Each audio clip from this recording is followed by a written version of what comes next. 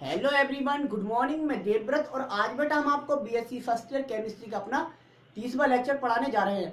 आज का बच्चों हमारा टॉपिक होगा हाइड्रोजन बंध के प्रभाव, अर्थात हाइड्रोजन बंध जो हमने पढ़ा है बेटा उसके मॉलिक्यूल पर क्या क्या प्रभाव पड़ते हैं। ठीक है, उसके इफेक्ट्स देखने हैं। तो हेडिंग है आपकी इफेक्ट्स ऑफ हाइड्रोजन बॉन्ड। यहां लिख देता हूं इफेक्ट्स ऑफ हाइड्रोजन बॉन्ड, अर्थात हाइड्रोजन बंध के प्रभाव। तो सबसे फर्स्ट प्रभाव देखते हैं हम। पहला प्रभाव पड़ता है बेटा बॉइलिंग एंड मेल्टिंग पॉइंट पर। बॉइलिंग एंड मेल्टिंग पॉइंट पर पहला प्रभाव है। दूसरा प्रभाव देखेंगे बेटा, दूसरा इसका प्रभाव क्या पड़ता है, किस पर पड़ता है बेटा, सॉल्युबिलिटी पर। सॉल्युबिलिटी पर दूसरा प्रभाव पड़ता है बेटा सॉल्युबिलिटी पर, अर्थात विलेयता पर। काय पर? विलेयता, जल में विलेयता। सॉल्युबिलिटी इन वाटर ओनली, जल में देखेंगे बेटा और किसी सॉल्वेंट में नहीं, जल में विलेयता देखनी है। ठीक है, तो जल में विलेयता पर भी इसका प्रभाव पड़ता है हाइड्रोजन बॉन्ड का। पहला प्रभाव बॉइलिंग तथा मेल्टिंग पॉइंट, अर्थात क्वथनांक तथा गलनांक पर, बॉइलिंग तथा मेल्टिंग पॉइंट पर। पहले तो ये बात समझ लें बेटा, मेल्टिंग पॉइंट बॉइलिंग पॉइंट क्या होता है और मेल्टिंग पॉइंट क्या होता है। बॉइलिंग पॉइंट का मतलब बॉइल में होता है उबलना, मतलब उबलता कौन है, लिक्विड, द्रव उबलता है। यहां से समझे, बॉइल में होता है उबलना, तो बॉइलिंग पॉइंट मतलब उबलने वाला बिंदु। उबलता कौन है, ठोस उबलता है, गैस उबलती नहीं, क्या उबलता है, लिक्विड उबलता है। तो किसी, यहां से बनानी, किसी लिक्विड या अर्थात किसी द्रव का वह ताप या वह बिंदु जिस पर, वह ताप या वह बिंदु जिस पर कोई द्रव उबलने का मतलब होता है बेटा वो लिक्विड स्टेट से गैसियस स्टेट में, वेपर स्टेट में चेंज हो रहा है। तो किसी द्रव का वह ताप जिस पर वह द्रव गैसीय अवस्था में या वाष्प अवस्था में बदलना स्टार्ट हो जाता है, उसे उस द्रव का बॉइलिंग पॉइंट कहते हैं। अब हमने कहा बेटा हाइड्रोजन बॉन्ड यदि इंटरमॉलिक्यूलर हाइड्रोजन बॉन्ड है तो उनका बॉइलिंग पॉइंट बढ़ जाता है। तो इसका कारण क्या है, तो इसका कारण यह है बेटा, एक देखो आपको पता होगा ये 3 स्टेट है, ये मिटा देता हूं पहले। 3 स्टेट है बेटा, लिक्विड, सॉलिड और गैस।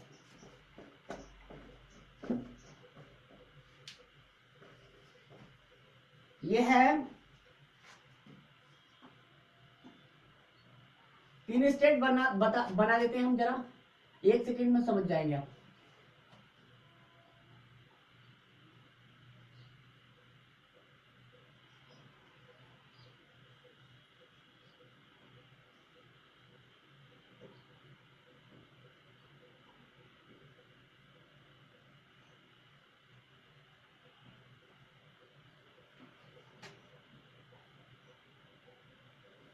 ये बेटा सॉलिड स्टेट है।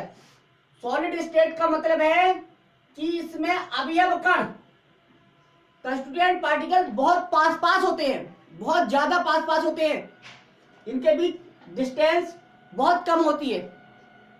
ठीक है, और जो लिक्विड स्टेट होते हैं यह सॉलिड स्टेट से, जो ठोस अवस्था होती है उससे थोड़ा दूर होते हैं। इसमें अवयव कण, इसमें कंस्टिट्यूएंट पार्टिकल थोड़ा दूर होते हैं और गैस स्टेट में बहुत ज्यादा दूर होते हैं। ठीक है, तो मतलब ये है हम इस स्टेट का अध्ययन कर रहे हैं। ठीक है, लिक्विड ये स्टेट यही तो है। तो लिक्विड से हमें क्या बनाना है बेटा, गैस बनाना है, यानी कि इस स्टेट में लेके जाना है। तो उसे कहेंगे उसका बॉइलिंग पॉइंट। ऐसा ताप, ये टेम्परेचर है, एक बिंदु है जिस पर कोई लिक्विड गैस में बदल रहा है, उसे कहेंगे बॉइलिंग पॉइंट। तो वो बढ़ कैसा जाता है, तो बढ़ ऐसे जाता है बेटा जी। सोचिए आप, यहां पे ये एक मॉलिक्यूल है, दूसरा मॉलिक्यूल है, ये आपस में क्या बना रहे हैं, हाइड्रोजन बॉन्ड। क्या बना रहे हैं बेटा, हाइड्रोजन बॉन्ड बना रहे हैं। जब ये हाइड्रोजन बॉन्ड बना रहे हैं तो बेसिकली हम जो अवयव कण हैं उन्हें दूर कैसे करेंगे, दूर दूर करेंगे तो ज्यादा ताप देना पड़ेगा, ज्यादा एनर्जी देनी पड़ेगी, और जितना ज्यादा ताप देना पड़ेगा, जितनी ज्यादा ऊर्जा देनी पड़ेगी, वही तो टेम्परेचर, वही बिंदु तो क्या कहलाता है उसका, बॉइलिंग पॉइंट। तो ये बंद जो है होता है बेटा हाइड्रोजन बॉन्ड यदि है तो वांडर वाल बंद से तो क्या है, मजबूत है। इसलिए इसे तोड़ने के लिए, इस बंद को तोड़ने के लिए, अगर ये बंद टूट गया तो एक मॉलिक्यूल दूसरे से अलग हो जाएगा और फिर दूरी पे स्थित हो जाएगा, दूर हट जाएगा, जैसे यहां हट गए, ठीक है। तो ये बंद तोड़ने के लिए हमें अधिक टेम्परेचर की आवश्यकता पड़ती है, इसलिए हम कह सकते हैं कि इंटरमोलिकुलर हाइड्रोजन बॉन्ड होगा इस किसी मॉलिक्यूल में, तो उसका क्या, तो उसका बॉइलिंग पॉइंट भी अधिक होगा, तो उसका बॉइलिंग पॉइंट भी अधिक होगा, ठीक है। ये समझ में आया। अब लिखिए, बोलो बता टाट। किसी मॉलिक्यूल में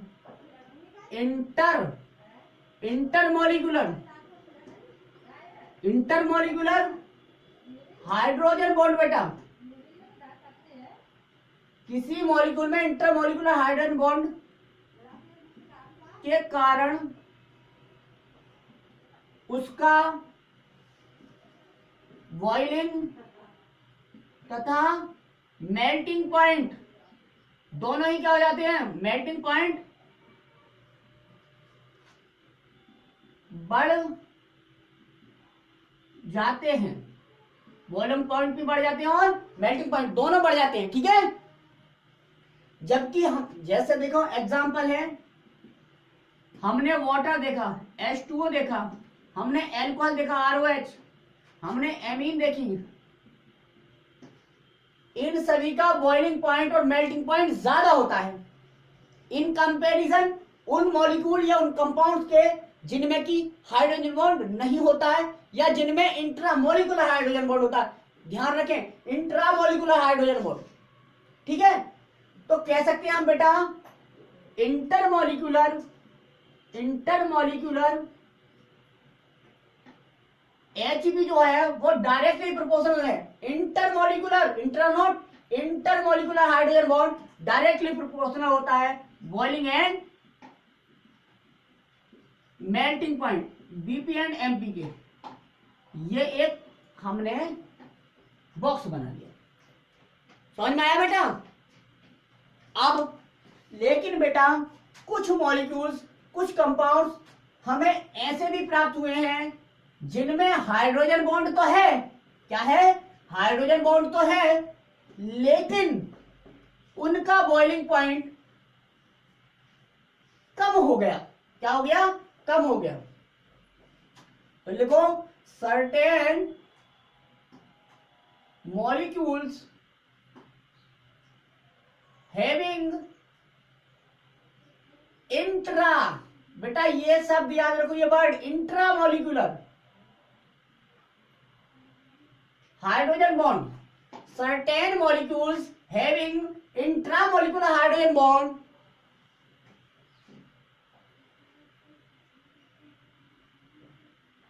decrease their boiling point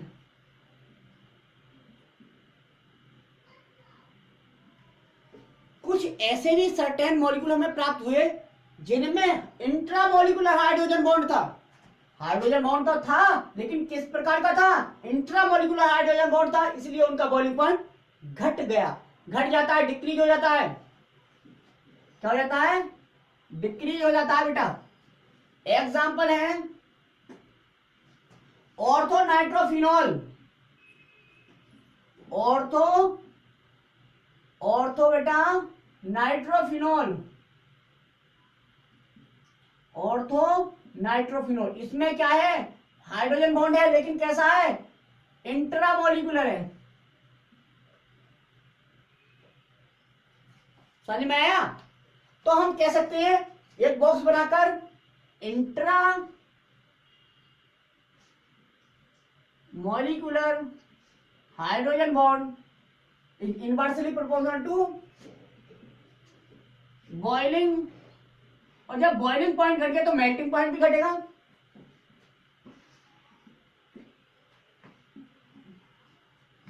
अब देख लीजिए इंट्रामोलिकुलर हाइड्रोजन बॉन्ड क्या होगा, इनवर्सली प्रोपोर्शनल होता है बॉइलिंग एंड मेल्टिंग पॉइंट के।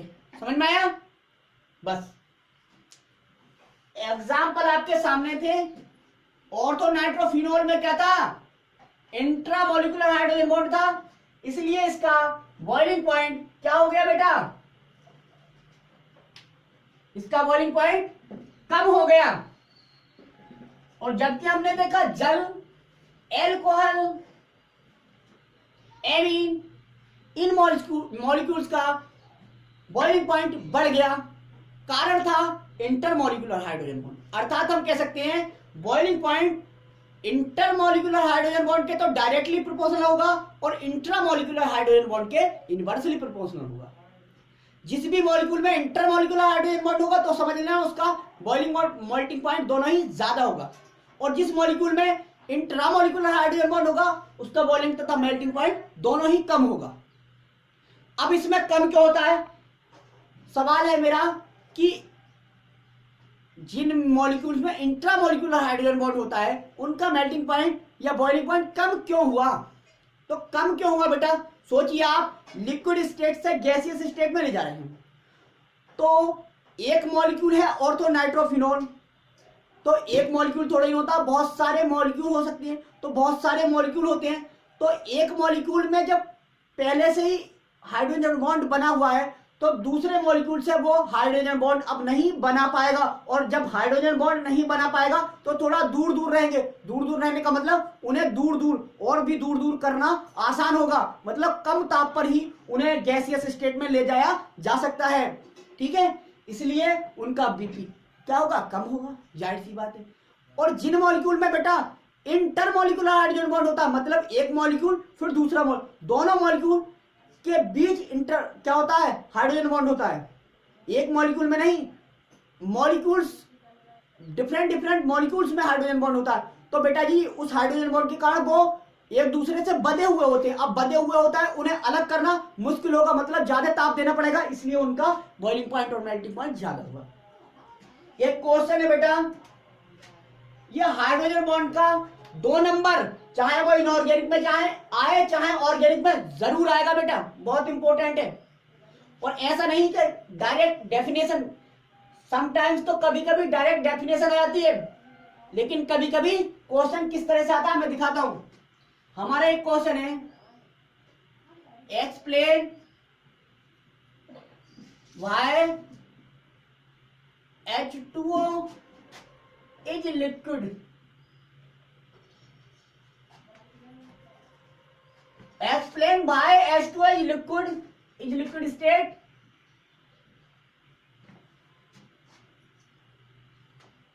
On STP. STP का मतलब स्टैंडर्ड टेम्परेचर प्रेशर, सामान्य ताप दाब पर। While H2S is a gas या is a gas या is in gaseous state on STP।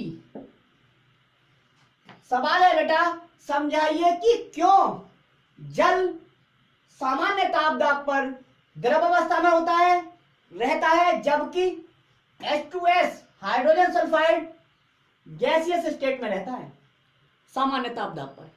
कारण क्या है? तो कारण, ऐसा कोई भी क्वेश्चन आए बेटा, जस्ट लाइक दैट, इस तरह का कोई भी क्वेश्चन आए तो आंसर क्या होगा? आंसर है हाइड्रोजन बॉन्ड। कौन सा बॉन्ड? Hydrogen bond. और इसमें कौन सा हाइड्रोजन बॉन्ड होता है?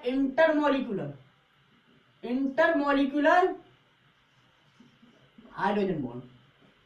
ठीक है बेटा, आपने देखा H2O, आपने देखा H2O मॉलिक्यूल के मध्य क्या है? हाइड्रोजन बॉन्ड है, जबकि H2S के मध्य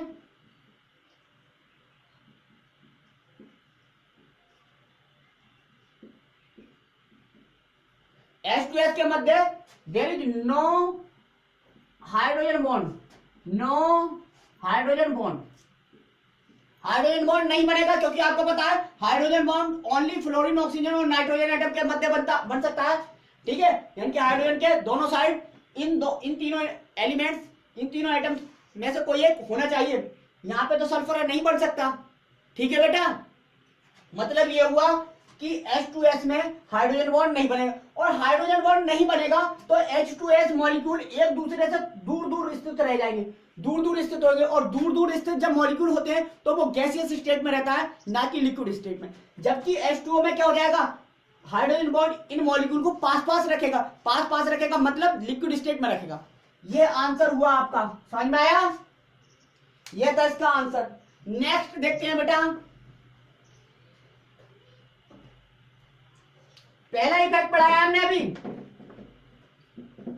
पहला इफेक्ट था बॉइलिंग तथा मेल्टिंग पॉइंट पर। हमने समझ लिया क्या कि यदि इंटरमॉलिक्यूलर हाइड्रोजन बॉन्ड होगा किसी भी मॉलिक्यूल में तो उसका बॉइलिंग पॉइंट तथा मेल्टिंग पॉइंट ज्यादा होगा।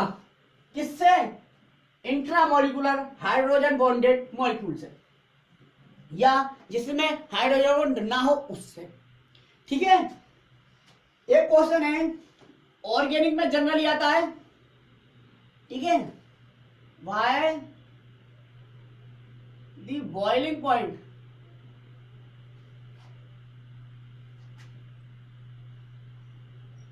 Of alcohols are greater than ethers. ये बताइए बेटा, ये क्वेश्चन है कि एल्कोहलों का बॉइलिंग पॉइंट ईथर के बॉइलिंग पॉइंट से अधिक क्यों होता है।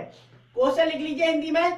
क्वेश्चन है एल्कोहलों का बॉइलिंग पॉइंट ईथर से अधिक क्यों होता है।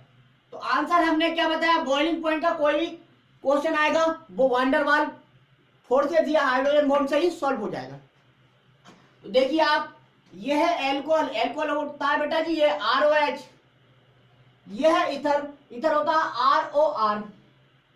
ठीक, अब एक एल्कोहल मॉलिक्यूल ये है, दूसरा एल्कोहल मॉलिक्यूल हमने ये रख दिया, तीसरा बेटा एल्कोहल मॉलिक्यूल हमने ये रख दिया, चौथा हमने ये रख दिया। ROH एल्कोहल होता है और ROR इथर होता है। ये इथर है और ये एल्कोहल। अब देखिए आप,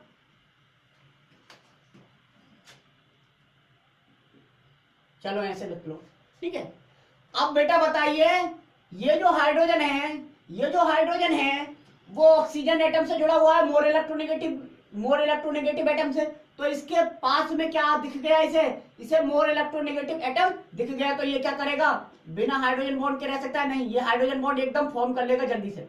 तो यहाँ सब में क्या बन जाएंगे, हाइड्रोजन बॉन्ड। और जब हाइड्रोजन बॉन्ड बन जाएंगे तो मॉलिक्यूल क्या हो जाएंगे बेटा, पास पास हो जाएंगे, मतलब ये एक दूसरे से बंधे रहेंगे।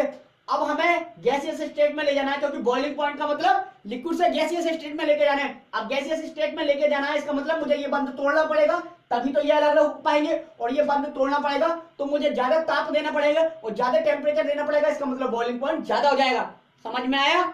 जबकि देखो यहाँ पे हाइड्रोजन बॉन्ड बनते हैं, किस प्रकार का हाइड्रोजन बॉन्ड, इंटरमॉलिक्यूलर, क्योंकि अलग अलग मॉलिक्यूल के एटम्स के बीच बन रहा है। तो ये इंटरमॉलिक्यूलर हाइड्रोजन बॉन्ड बना। जबकि ROR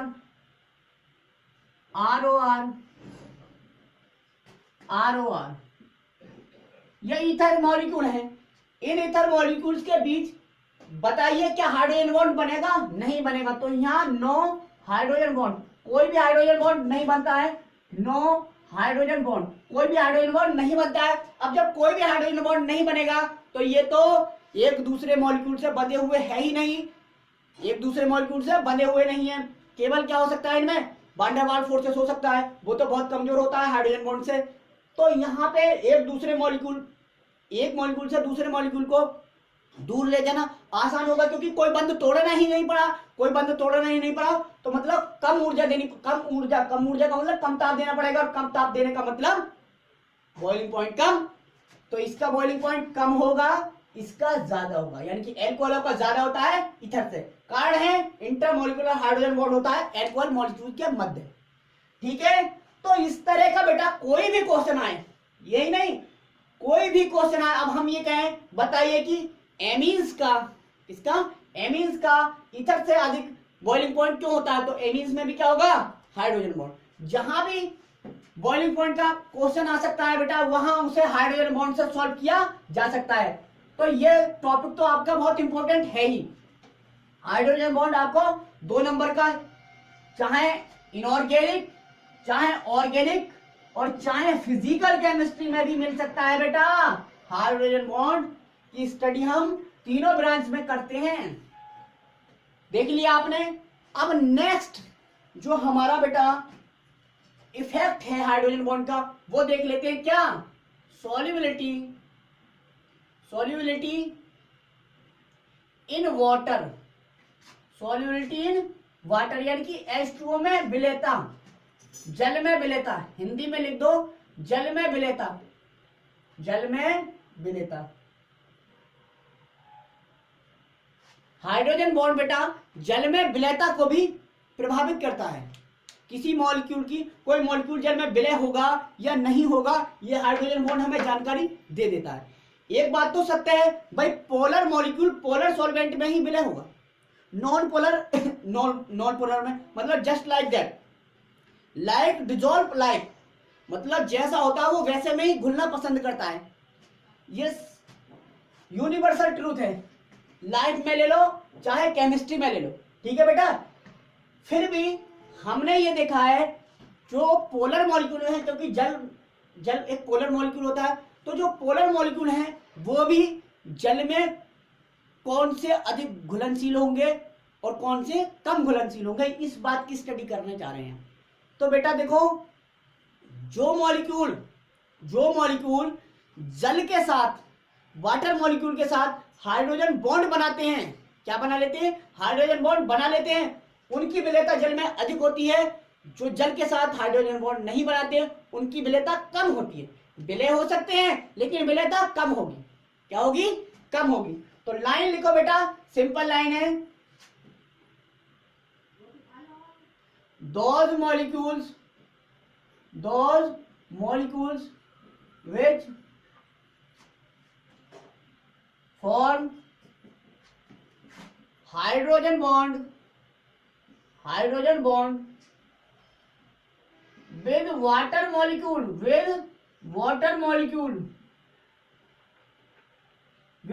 molecule are more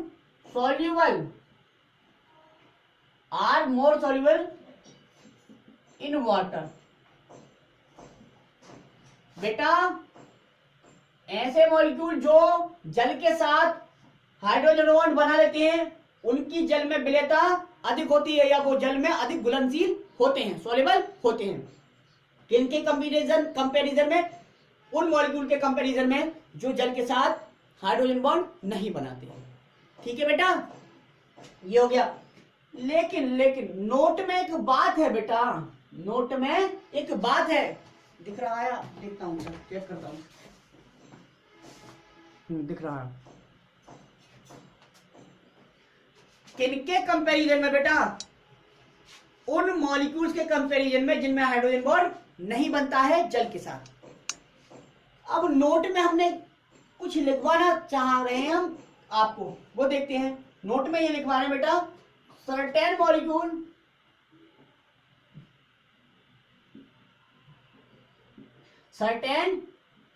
molecules, कुछ ऐसे मॉलिक्यूल्स भी हैं हमारे पास which form hydrogen bond, which form नहीं, which contain intramolecular hydrogen bond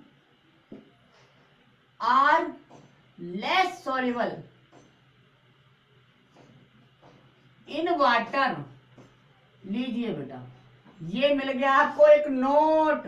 note में हमने क्या देखा, एक स्टडी की, कुछ मॉलिक्यूल हमें ऐसे भी मिले बेटा जिनमें इंट्रामोलिकुलर हाइड्रोजन बॉन्ड था। अब उन्हें हमने जल में घोला तो उनकी विलेयता जल में कम दिखी, हमें कम मिली, यानी कि वे जल में कम घुलनशील थे। मतलब क्या हुआ, मतलब साफ हुआ बेटा, सॉल्युबिलिटी भी बॉइलिंग तथा मेल्टिंग पॉइंट के तरह ही सॉल्युबिलिटी भी डायरेक्टली प्रोपोर्शनल होगी इंटरमोलिकुलर हाइड्रोजन बॉन्ड के और इनवर्सली प्रोपोर्शनल होगी इंट्रामोलिकुलर हाइड्रोजन बॉन्ड के। अर्थात जिन मॉलिक्यूल्स में इंट्रामोलिकुलर हाइड्रोजन बॉन्ड पहले से ही है मॉलिक्यूल में, वो सोचिए अब जल के साथ क्या इंटरमोलिकुलर हाइड्रोजन बॉन्ड बना सकते, नहीं बनाएंगे, क्योंकि उनके अंदर पहले से ही, वो मॉलिक्यूल के अंदर पहले से ही क्या है, इंट्रामोलिकुलर हाइड्रोजन बॉन्ड है। अब जब वो हाइड्रोजन बॉन्ड नहीं बना पाएंगे तो सॉल्युबिलिटी कम होगी, यही बात है। ठीक है, कि जिन मॉलिक्यूल में इंट्रामोलिकुलर हाइड्रोजन बॉन्ड है वो जल में कम घुलनशील होते हैं। ठीक है, बजाय किनकी, उन मॉलिक्यूल की तुलना में जो इंटरमोलिकुलर हाइड्रोजन बॉन्ड बनाते हैं वाटर मॉलिक्यूल के साथ, उनसे। ठीक है, ये हो गया बेटा।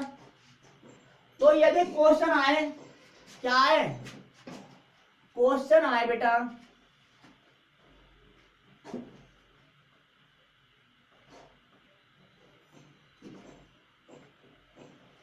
क्वेश्चन है मेरा ये, एक क्वेश्चन सॉल्व करो। y NH3 is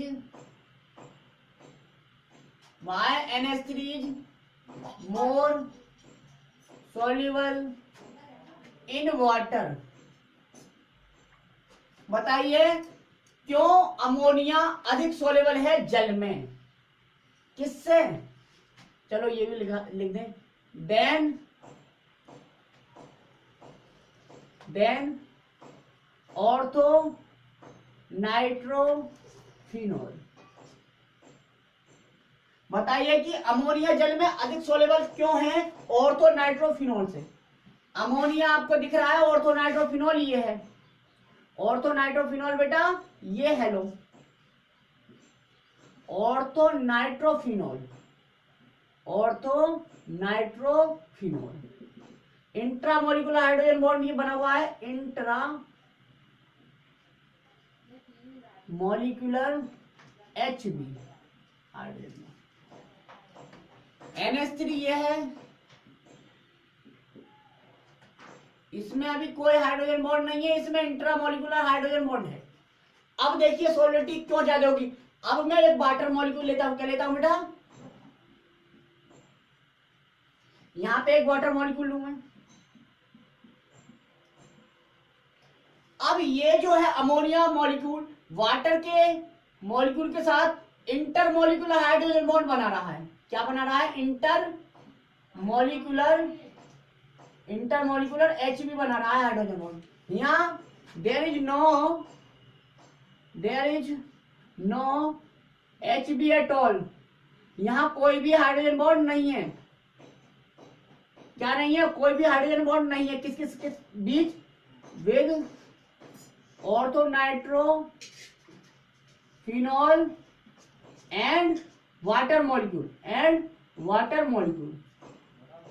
अब हमने बेटा एक लाइन लिखवाई थी, ऐसे मॉलिक्यूल जो जल के साथ हाइड्रोजन बॉन्ड फॉर्म करते हैं, कौन सा वाला, इंटरमोलिकुलर हाइड्रोजन बॉन्ड, वो अधिक स्टेबल होते हैं दूसरों से। यहाँ पे हाइड्रोजन बॉन्ड बन रहा है, इंटरमोलिकुलर हाइड्रोजन बॉन्ड जल और अमोनिया के बीच, तो ये जल में अधिक घुलनशील होगा, तो ये क्या होगा, मोर सोलेबल होगा वाटर में।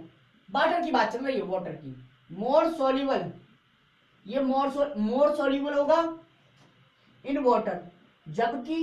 जबकि क्या, यहाँ कोई हाइड्रोजन बॉन्ड नहीं बन रहा है, बल्कि इसमें तो ऑर्थो नाइट्रोफिनोल में इंट्रामोलिकुलर हाइड्रोजन बॉन्ड पहले से ही है, तो ये वाटर के साथ इंटरमोलिकुलर हाइड्रोजन बॉन्ड नहीं बना सकता, क्योंकि यहाँ तो पहले ही बन रखा है। तो यहाँ पे क्या होगा, वाटर के साथ कोई भी हाइड्रोजन बॉन्ड नहीं बना, इंटरमोलिकुलर तो यहाँ पे ये लेस सॉल्युबल होगा इन वाटर। हो गया, खत्म। कारण ये था। ठीक है बेटा, तो कारण आपको पता चल गया। तो हम ये 2 लाइनों में लिख सकते हैं इस बात को। क्वेश्चन हो गया आपका ये। तो क्वेश्चन बेटा जी सॉल्युबिलिटी वाला आ जाए, मेल्टिंग या बॉइलिंग पॉइंट वाला आ जाए, आप हाइड्रोजन बॉन्ड की हेल्प से सॉल्व कर सकते हैं। तो हाइड्रोजन बॉन्ड बहुत ही इंपॉर्टेंट टॉपिक है आपके लिए। अब देखो हम ये इस नतीजे पे पहुंचे बेटा, intermolecular hydrogen bond directly proportional होगा किसके, सॉल्युबिलिटी इन वाटर। अगर इंटरमॉलिक्यूलर हाइड्रोजन बॉन्ड बढ़ेगा तो सॉल्युबिलिटी वाटर में बढ़ेगी, और इंट्रामोलिकुलर हाइड्रोजन बॉन्ड बेटा जी क्या देखा आपने, इनवर्सली प्रोपोर्शनल है सॉल्युबिलिटी इन वाटर। जिस मॉलिक्यूल में इंट्रामोलिकुलर होगा पहले से ही उसकी सॉल्युबिलिटी कम होगी वाटर में। ठीक है, ये 2 लाइन सीख गए। तो आज का लेक्चर बस यहीं तक, हमने हाइड्रोजन बॉन्ड बेटा कंप्लीट डिस्कस कर लिया है। So thank you very much.